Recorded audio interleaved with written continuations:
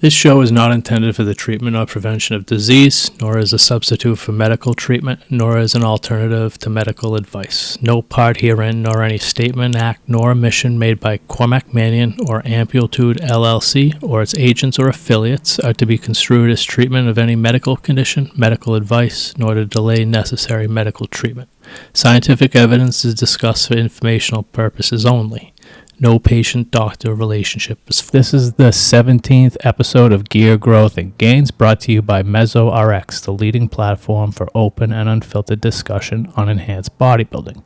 Members freely share experiences, hold sources accountable, and ensure transparency. No censorship, just real reviews. Visit MesoRx at www.thinksteroids.com/community and start posting. If you want to subscribe to the Gear Growth and Gains newsletter, visit Type-IIx.substack.com to subscribe, or go to amplitude.com and click sign up for Type-IIx's newsletter. And don't forget to check out @GearGrowthGains, one word, on Telegram. I am also offering my most valued subscribers early access to the Type-IIx Insider Deal, a special offer for premium content via Substack, the Type-IIx Insider program that includes not only premium exclusive articles not found anywhere else that delve insanely deep into important drug and training topics, but also exclusive ebooks that I'll distribute through Substack, and access to symposiums, my notorious live presentations, and Q&As. This is all happening at typeiix.substack.com/typeiixinsider. And to celebrate the launch of this Type-IIx Insider program premium content, symposiums, ebooks, and premium articles, I'm giving away a limited time 20% off deal for all new Type-IIx Insider signups. So check it out. It's a few bucks a month. And again, that's typeiix.substack.com/typeiix insider to sign up for the Type-IIx Insider program.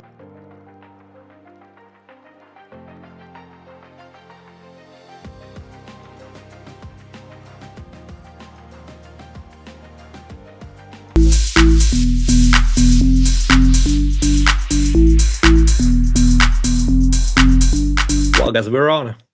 Yes, Peter. Nice to meet you. Thank you for coming here, Peter. So I'm here today with Janoshik. Okay, so everybody knows him as Janoshik. He is the biggest company involved in this space for testing peptides. Peter Magic is here. He's Slovak now in the Czech Republic. Is that correct? You're actually you're Slovak, right? Yeah, Slovakia. Yeah.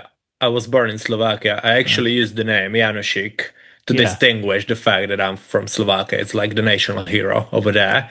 And many, many years ago, we just roamed the anonymous boards online. But we sort of wanted to get distinguished, so we set up some nicknames like the Italian Janoshik, etc., etc. And it sort of stuck with me, you know. Yeah, from what I understand, Janoshik is like the real life Robin Hood from what we hear over here. He was like a highwayman, but actually existed. Is that true? Yeah. Nice. That's true. And he's rather well known in Slovakia. They made a couple of movies about him, and it's a folk legend, basically. Wow, I can't believe we don't know who it is. Like, it's just First I've ever heard of Janoshik is your company. So when did you open up business on Janoshik.com for the international online market? Well, I've been around since 2012 or 2013. I would have to check, and I'm not really confident. You know, I didn't keep too many records from back then, but it was just walking with friends. You know, I had many friends in the bodybuilding and powerlifting and weightlifting communities in general, and they had this issue that they were using stuff and they didn't have a sliced idea what they were using. There were some companies like Simek in Switzerland and so on, who did the test, but they were incredibly so expensive, wrong all the time. So they weren't accepting private people, private person, business. And I figured I might try it out to help my friends at a local university. So we did just that. Yeah, that's pretty cool. I mean, to be able to help your friends out like that. So at what point did you transition from handling testing yourself to building out a team? And how has that scaling process altered your day-to-day involvement? Well, I did all the testing myself until like 5 years ago, when then I hired some help So for it's only been the for 5 years, the really. Okay, yeah, but you've been around for, you started doing this like a decade ago, and in the last 5 years, you've really grown. yeah. That's I was handling it all myself for quite a while. That's been rather difficult, but I started building a team roughly 5 years ago when I hired a girl to help me out. Who was studying chemistry in Prague, so she helped out at the lab. And she was a great help. She actually was working here until this summer when she left for maternal leave. Yeah, And she might be coming back after that. And over the time, I hired my now CEO Jakub and other help. nice. And right now there's like 30 people, over 30 people involved Oh, in the you have over company. 30 people. That was my next question. I was going to ask how many people you have. Wow, so you've grown tremendously. That's great. So tell us Yeah. about the equipment that you actually use, like just in broad strokes. Like what different types of machines do you need for all this analytical chemistry work? Wow, we do have a lot of machines. We are mostly liquid chromatography, HPLC lab. That's what I'm specialized at. That's what I'm best at. I can do everything from setting up the machines, maintaining them, creating new methods, doing the analysis and quality assurance, quality control, which is really great. So we focus on that mostly.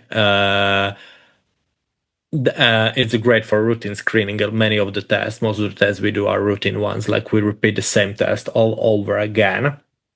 But of course, we do have more advanced equipment like LCMS, which is great. It's a mass spectrometer coupled to the HPLC, so you can see the molecular mass of what you're seeing. It's great for confirming that what you're seeing really is what you think it is. Uh, Sometimes we can use it to identify unknowns or degradation of the target compounds and stuff like that. We also have GCMS, which I adore for the qualitative testing for identifying stuff. Many anabolic steroids, they're not quite well visible in the UV spectrum, which is what most of the HPLCs use. They use UV detection, ultraviolet. So we confirm the presence of the steroids or the amount with the GCMS. For example, oxandrolone and drostanolones. We prefer to have confirmation from a different source. So we do that, and the GCMS is really good for identifying complete unknowns. If the compound of interest, if we receive something and we don't have a sliced idea what it is, we try to dissolve it, and if it is volatile, we can test it with the GCMS. And the GCMS, it has a library, NIST library, which has a couple of 100,000 compounds in there, and it can compare the results with the library. So even if it's something we've never ever seen before, we can identify it. So that's really great. What's something But you've the other had within the last few months? Like what's something that wouldn't have been in that database? Like what would be something that was like totally novel that you ran into? Wow, there's a whole lot of stuff that's totally novel that's not in the databases.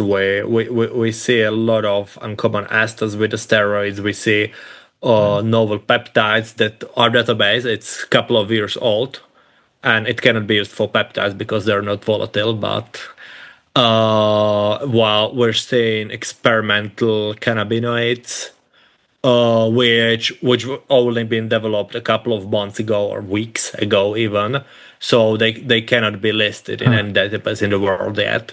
But we do research work as well, so we can confirm even a compound that's never ever been tested before. Nowhere we can work on that and figure it out. So we do a lot of interesting stuff like that. Even if it's not in a library, if we know what we're looking for, we can confirm it. It's great. Okay, so besides Well, besides building your business, Peter, what are some other accomplishments that you're proud of? wow. I'm pretty proud of my 3 kids and dealing with that before I've been 30. That's the first That's we've been heard of this. Nice. Yeah, that's been a rather rough time studying med school, dealing with the business, and dealing with the kids who refuse to sleep at all.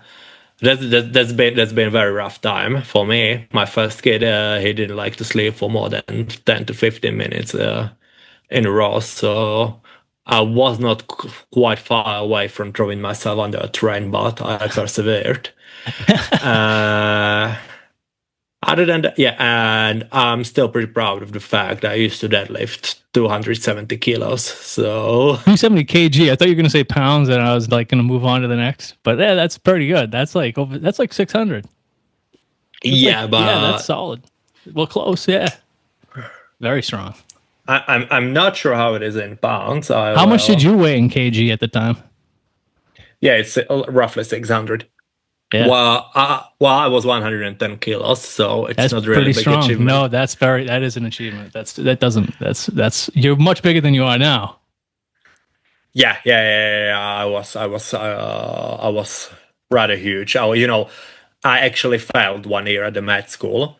So I only took some classes for a year. So I had like 10% the schedule I was used to. So I took on heavy lifting and I got really big.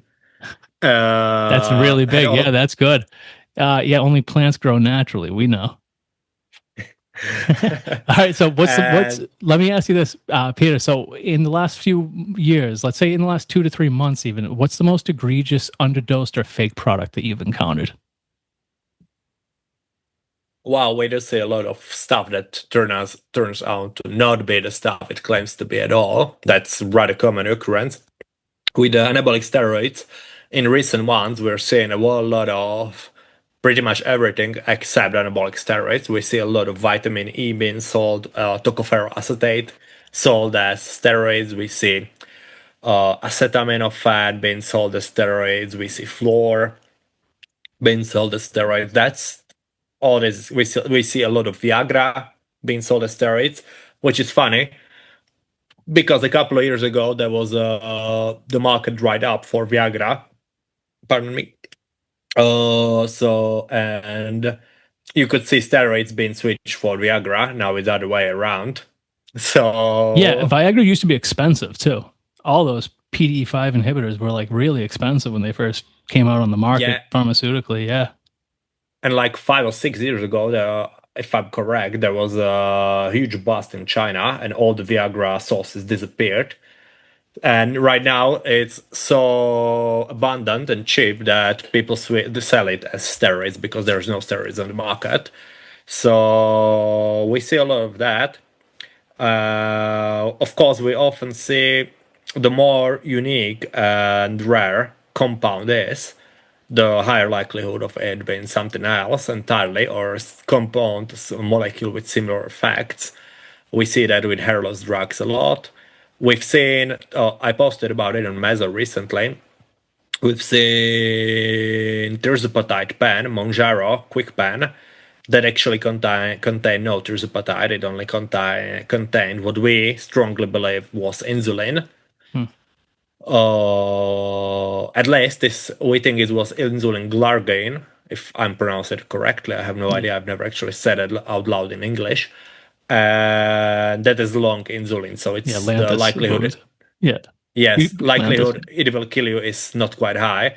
But a year or two ago, we've seen fake Ozempic pens, which were Lispro insulin, which, if I recall correctly, is fast insulin, which actually can kill people. So that I've been rather unhappy to see stuff like that on market. We actually send out warnings to the Have things got authorities, worse like recently?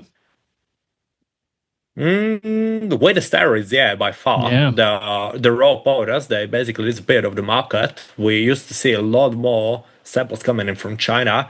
About the peptides, been roughly the same for a while. We had an explosion of interest in peptides since like 2022.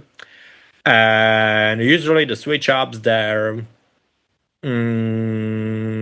quality issues, they're not so pronounced in the market. There's been random switch ups, like the people use same abbreviation for two different compounds, and they switch up the samples, or the same clock topped vials are switched for each other. The GH quality decreased a little in recent months, You said has but increased recently, like decreased. It's gone got worse. worse. Yeah. Oh, Yeah, but it's only slight, so all the but anabolics are in a bad state now. You're thinking like you're actually seeing this. You're seeing that the anabolic steroid market. I've heard a lot about Masteron being basically unavailable, but you're saying that across the board, a lot of this stuff is actually low well, quality and replacement product.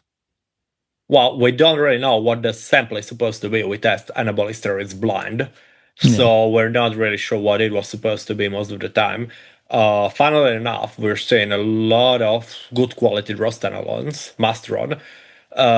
Usually, when it's fake, AAS, it's switched for something else. Everything is switched.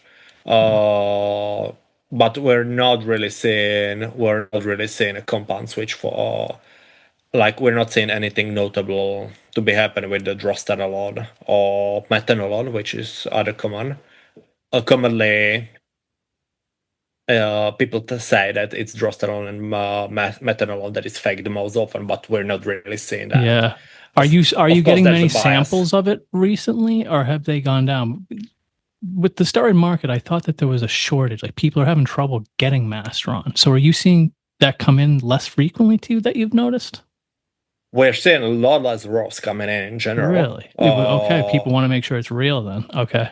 And we've seen a massive decrease of the samples coming straight out of China, the raw samples coming from the China. It's mostly people testing, I think, old warehouse stuff because Yep. the purity is lower than it used to. So we're assuming those are old stocks or something. Yeah. But yeah, that's about it. There's still some stuff coming in, but we don't have Chinese factories contacting us directly for the testing, which I assume is that there's no production at the moment, or Yeah. at least not from the people we've been used to. Yeah. Makes sense. I mean, I think there's been arrests and things, but we don't really know.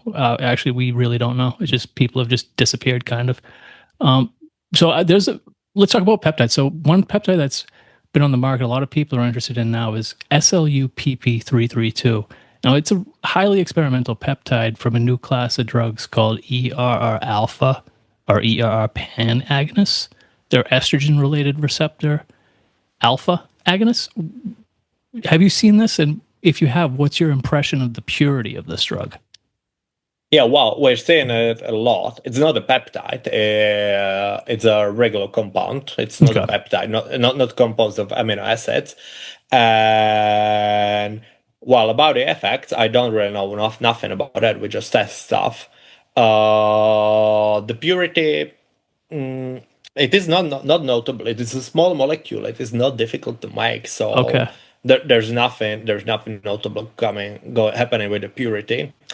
But the issue we're seeing often with this is that people they try to put it into the peptide vial, like lyophilized pack and into the peptide vial. But then you have this major issue with the fact that mannitol, which is used to create the lyophilizate in the vial, is water soluble, right? And then you have SLUPP, whatever, how it's, I haven't done my spelling bee in a while.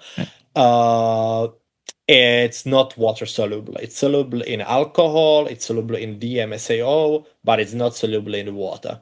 So if someone creates the peptide vial with SLUPP,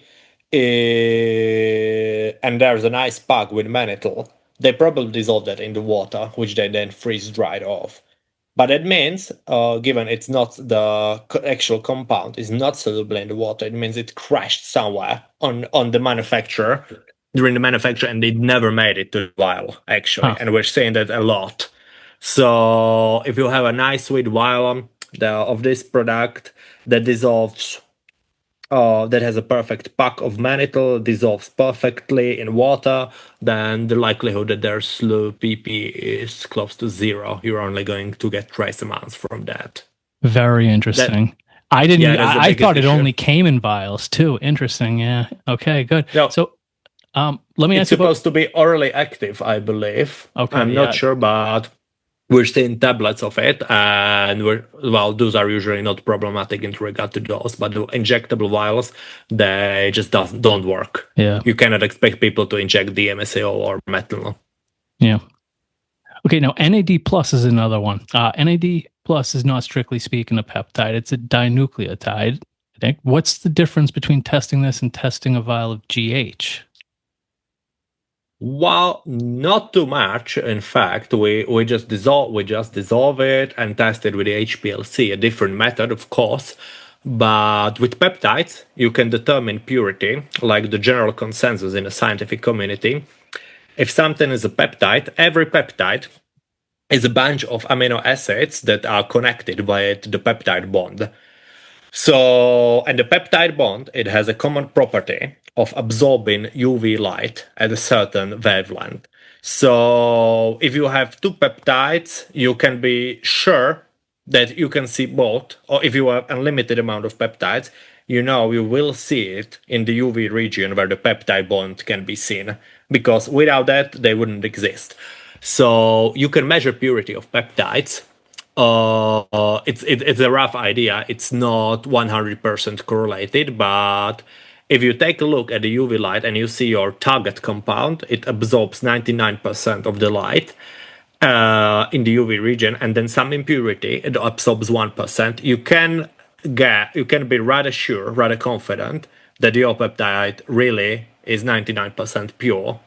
Given the peptide purity, like target peptide over total peptide. And the impurities with the GH, it's oxidized GH, the amidated GH, some switched amino acid variants. So when you take a look at the graph at the HPLC, you can be sure you're seeing all these impurities, and you calculate the purity from that one. With non-peptides, it doesn't work like that, because the impurities, they don't have to share the same property. So you cannot really use, there's no general consensus for the purity testing of compounds other than peptides in the scientific community.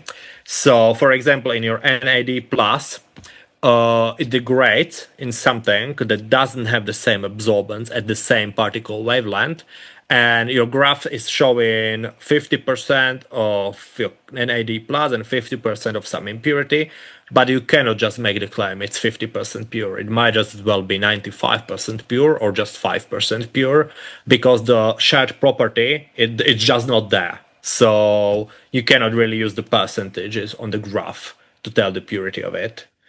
HCG and HMG, I think those are also challenging for testing too, since they're difficult to pin down to a reference standard. That's what you've written before, from my memory, and might be derived from human or different animal sources. Is that correct? Well, hopefully not animal sources. They can be human sources, or they can be recombinant technology. I'm not really sure animal sources would work, and I've never seen that one. But ACG and HMG, there's a couple of issues with them. One of them is that these molecules, they have an extreme variety. Like, you have this peptide amino chain, and then you have all sorts of weird glycoproteins and other stuff bound to them, which influence its physical characteristic, like molecular mass. Like, you have the peptide bond, let's say it's 1000 Dalton long, and then you have random line glycoproteins bound to it, but they increase and decrease the mass of the mass itself of the compound. So for human or many recombinant forms of the ACG, 1 milligram is not equal to 1 milligram of a different form of this. So the margins of error on testing this are rather huge. It's more difficult to tell with the human-derived forms, but you're not seeing those anymore, because human-derived, it means involves Gathering P of pregnant women. Yep. And that's a tad more difficult at this point than recombinant technology, which is getting cheaper and cheaper and cheaper. So I don't think there's a black market for pregnant women urine going on in China. I think it's mostly recombinant technology. Yeah. Like GH. Of course, yeah. Yeah. Of course, the peptide is quite complicated. So with the manufacturer and everything, the purification, there's major differences between the manufacturers. Also, ACG seems to be very sensitive to the quality of manufacture. Like from one manufacturer, you see the batch lasting years without any significant issue. From other manufacturers, it degrades rapidly within months, to the point that it's hard to even detect the original ACG. About HMG, again, it has much more variance in the activity. Like 1 milligram of one form of HMG, human menopausal gonadotropin, might be equal to 500 milligrams of different one. So you need factory data on the bioactivity. We provide these results in the detected amounts. But to tell you the IU, the international units of activity, you actually would need to do bioequivalence tests, which are usually done by cultivating cell lines or by injecting castrated mice or rats. All right, so Yeah, your perspective on IGF peptides specifically would be valuable. I've heard you've had so much to say about this on Meso. I've seen. So, what percentage of IGF-1 samples you test actually contain what they claim to contain? well, IGF-LR3, they usually test well, as far as I can tell. About the DES, roughly 1 out of 10 samples is actually DES. Okay. Most of it we don't detect nothing. I'm not really sure how it's supposed to work, but it's a rather rare sight to see a real one. Wait, And it's a rare sight to see a real IGF-1. it's a rare sight to see a real IGF-1 or IGF-1 DES, Okay. DIS. Again, haven't done my spelling bee. The LR3, it's usually good when we're seeing it. It tends to degrade faster than other peptides, but yeah, about the IGF-1, like mecasermin, we've only seen a couple, 4 or 5 real samples actually Interesting. over the. Yeah. I'm not really sure why is that, because there's not much difference between that and LR3. Uh, uh, I've been thinking it might be because it's more sensitive. Like by the time it gets to us, it degrades to the point it's near untestable. Like it's sensitive to storage and temperature and everything, and by the time it gets to it, just sort of aggregates and doesn't dissolve anymore, or it's simply not buy it on the black market. Yeah. Well, I but mean, if it's the first reason, you would think. I mean, it's the same issue. If people are getting it shipped to them, if they're buying it online and it's getting shipped to them, it's probably no good by the time it gets to them either. If it's degrading. yeah, we don't know. We're usually not seeing that with the peptides. They hold up. They're much Yeah. less prone to degradation than people online claim. But with the mecasermin, we've tested it like it's been ordered to test like 30 or 40 times, but we've only seen 3 or 4 real ones Wow. over the entire time we tested, as far as I can remember. I'm not checking the entire database right now, but it really is like that. Yeah. Not many. So there's a bunch of different. I mean, you mentioned there's at least 3 IGF peptides that you see, right? Like LR3, there's DES, and there's IGF-1, like mecasermin. From your Yeah. testing data, is there any correlation between price and actual quality? Oh, no, no, no, no. I've been testing LR3 a decade ago, and there was a certain provider Yeah. uh, who was selling that, and it's been rather cheap and rather high quality to start with. And we've seen it. Well, basically, in my experience, there's zero correlation between price and quality in this regard for the IGF peptides. Yeah. No, we had a conversation. I spoke with a guy last week, Tom Jeffers. We discussed endotoxins in samples, and you have discussed this a little bit as well before. I want to say, what can you say about endotoxins in samples? Like, if something's not reconstituted, have you encountered any levels that exceed the standard toxicity? Well, we do an insane amount of endotoxin tests right now. We actually have 3 people dedicated to that in the lab because it involves a lot of handwork, like pipetting and stuff. And well, the endotoxin is mostly issue with the recombinant peptides. You see, recombinant proteins. Well, a while ago, the only way to get bigger peptide or protein manufactured was to have it gene engineered and insert the gene into E. coli bacterium, which is a gram-negative bacterium, which means it has endotoxin in its cell wall. And the bacteria grew, and along with them, your target compound multiplied. They created it, your target peptide or protein, and then you basically extracted it from the living bunch of bacteria, which you killed beforehand, hopefully. But if you didn't do your cleanup properly, you end up with a lot of cell walls from those bacteria, and your immune system is like, oh, hey, this part, this molecule is on the cell wall of bacteria. Well, I better go haywire over this. So if there was not proper cleanup, there was high endotoxin levels and it caused issues. But right now, most of the peptides, they're not manufactured in recombinant manner. They're manufactured by something called solid phase synthesis, which means that there's no significant level of bacteria. It's not literally growing inside bacteria. So there's no significant levels of endotoxin involved. But people like to stay cautious with endotoxin testing. And there's an interesting what is interesting, we're seeing levels. For example, when we see level over 5 or 6 endotoxin units in a vial, and the client, they also ordered sterility testing, like to see whether something is actually alive and growing inside the vial. It usually turns out positive. We measure more than 5 endotoxin units in the vial. Yeah. So we have almost 100% correlation between a higher endotoxin measurements and the sterility testing, which is great because it means that my team, my people, they're doing a great job and they're not screwing up because we have actual confirmation from 2 different tests, or that they confirm each other. Yeah, it makes sense. So With the E. coli method, which is what they use to make GH still usually, isn't it? yeah, they do, because And they have GH to. So you're is saying much they have bigger. to clean up during the manufacturing process, or Yeah. it can end up with endotoxins. Okay, that makes sense.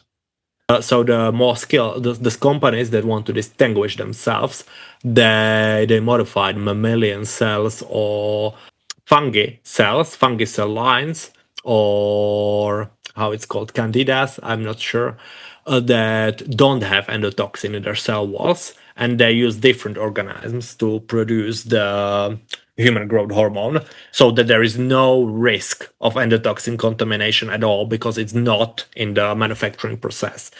I think Serostim, maybe they do it. I think they Serostim, they use recombinant DNA technology. It's produced by a mammalian cell line, Yeah. mouse C127. So they do this, so they avoid risking the endotoxin contamination. They also may do it to save up on the cleaning up, which is rather expensive, but it's pretty interesting. There's most of them that are still done with the E. coli because it's the easiest and cheapest. Like some manufacturers, they distinguish themselves by producing it in a different organism, which really helps with the endotoxin risk. So that is about the risk. I keep talking about endotoxin risk, which, wow, what it I think a lot of people, they wonder what it means for them, right? Well, with the peptides, they're mostly injected subcutaneously. So what they're risking the most is some local irritation. Like if you're getting a tiny bit of bacteria or bacteria cell walls under your skin, it's no different than scratching yourself to. So it's not like something that's gonna kill people. It's just most likely cause some minor inconvenience of redness, itching, and so on.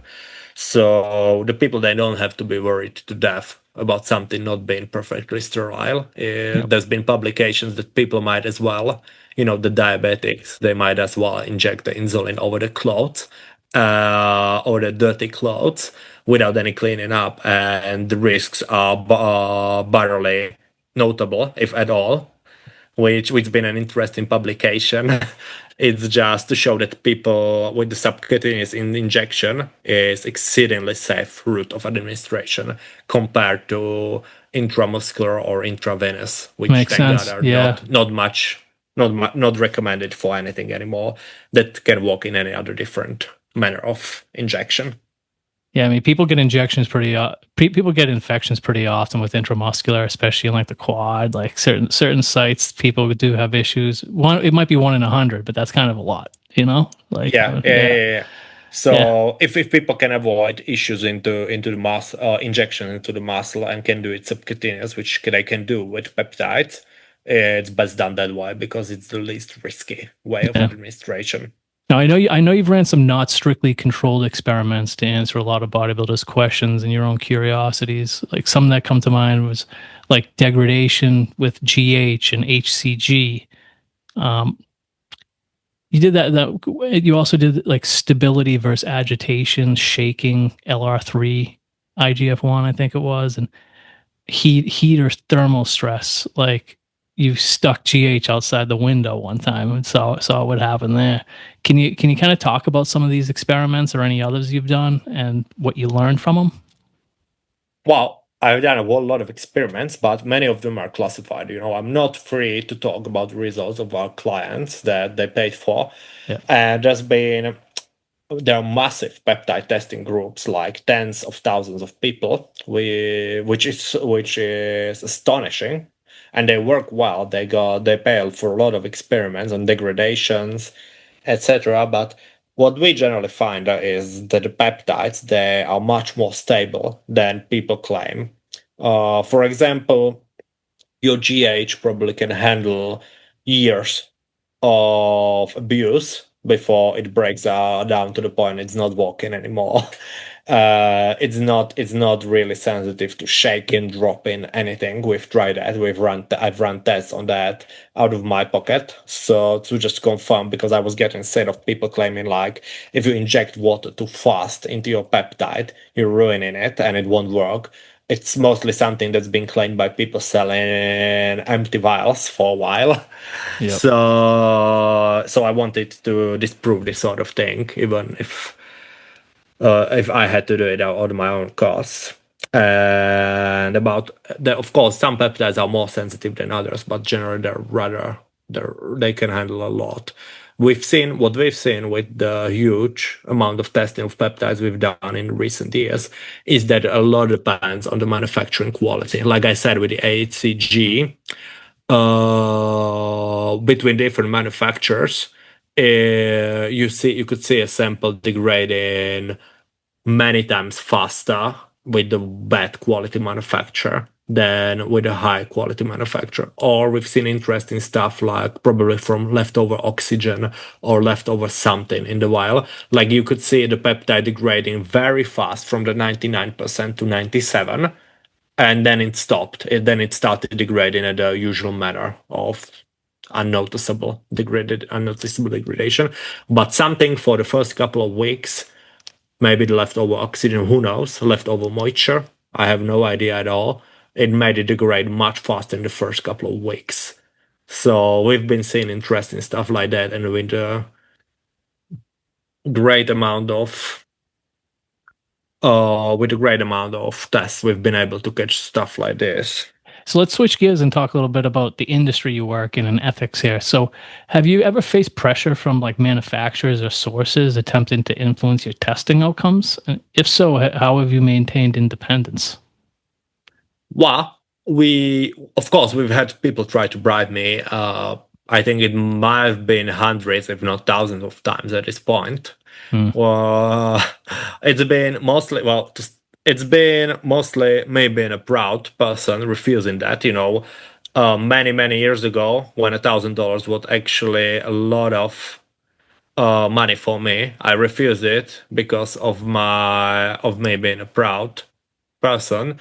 And then at some point, it simply stopped making any sense. Like the even a $10,000 bribe, it bears no weight anymore for us. We're a company of 30 people. Our monthly budget is in millions of dollars. So they're simple. The people, they cannot afford to bribe us anymore. There That's you have it.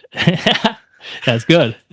we're just far too expensive now, and it's not really possible anymore. There's too many people at the company. There's multiple rounds of checkups. There's a multiple rounds of checkups. For every result, it usually needs to go through at least two, So what do you most think of the about time three other what different do you think people. about other testing companies? Like for example, when we were talking last week about endotoxin stuff, I mean, I saw a lab report that was showing crazy endotoxins in a sample, and it was a different testing company. I can't even remember their name. But like, what do you think about these other companies that are out there? Like, do you think there's like companies that are like just frauds, scammers, criminals who do you Yeah, like of people? course, most of them Yeah, are. yeah. Well, for most of the companies, you cannot even find. Well, first, if they even have registered LLC, then you find out that LLC, limited liability company, is registered in an office building where there's no labs at all. If they even have one registered. If you check the testing labs, most of them have no official documents. Even if they have an official company, you find they have no paperwork for actually dealing with the chemicals. There's only a couple of companies that are actually do have the paperwork in place, like peptide test, I think, or lab for tox. They're one of the few actual real companies in the field. For the others, well, I will let people to make their own opinions. But if you can't even find a company registration, they're anonymous. They're not accepting anonymous payments. While what? And this company was, I think it was Chromate or something like that. Does that sound familiar to you? Yeah. He was Yeah, on that's he what it was is. on Miso, and every single blind test or every single interlab comparison, they failed hard. So they sort of fled the forum. Well, for most of these companies, well, most of the manufacturer distributors, they just want a report with a nice number to slap on them. So if you just copy the number of the vial and put down some sort of a graph, it's enough for these companies. But it's up to people to decide whether they will accept it or not.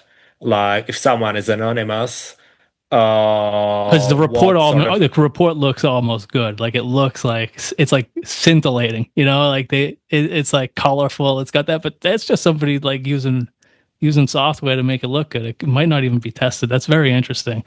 All right, Well, so if they have no paperwork, no anything, no LLC, what accountability they have, right. and what is actually pushing them to do their work honestly? For us, we're government supervised because we're by far the biggest importer of scheduled compounds by the amount of packages in the European Union. So we cannot really just, excuse my French, but we cannot really fuck around because we would get shut down hard. And along with me, it would also influence the lives of all my employees. There's over 30 of them, so we're not really. Uh, so we really have good incentive to keep on doing Exactly. this very profitable business that's giving the livelihood to many people.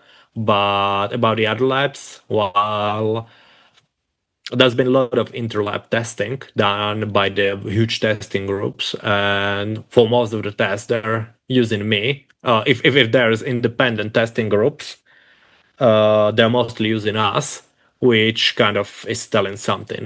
Not to be too full myself, but I'm rather proud of that.